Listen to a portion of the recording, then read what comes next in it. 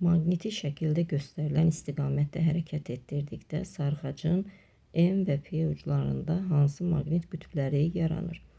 Məsələnin həlli Lens qaydasına əsasən izah olunur. Lens qaydasında qeyd olunur ki, xarici maqnit sahəsi dəyişən zaman qapalı çərçivədə və yaxud sarğacda induksiya cərəyanı yaranır və induksiya cərəyanının yaratdığı maqnit sahəsi onu doğuran sahənin əksinə yönəlir. Bu əks sözü istiqamət əksi yox, dəyişmənin əksini göstərir. Sözlərlə ifadə etdikdə məsələnin həlli şagirdlərə nisbətən çətin görünsə də əslində olduqca asandır.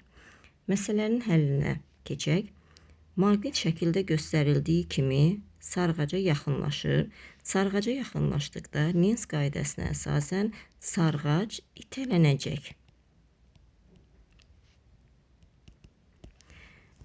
Bütün bu tip məsələlərdə eyni qaydada həll olunur. Maqnit çərçivəyə və yaxud sarğaca yaxınlaşdıqda sarğac uzaqlaşır, uzaqlaşdıqda yaxınlaşır. Hal-hazırda itələnmə qarşıqı təsir qüvvəsi yaranmışdır.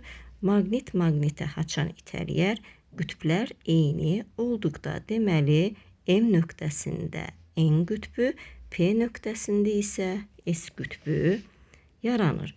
Digər bir məsələyə baxaq, eyni tip. 41 nömrəli testdə də şəklə əsasən maqnit sarğacdan uzaqlaşır. Uzaqlaşdıqda cazibə qarşılıqlı təsiri yaranır. Nə vaxt maqnit maqniti cəzb edir?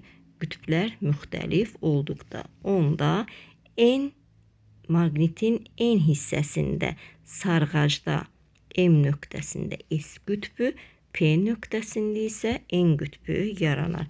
Cazibə qarşıqı təsiri yarananda qütblər əks adda olmalıdır.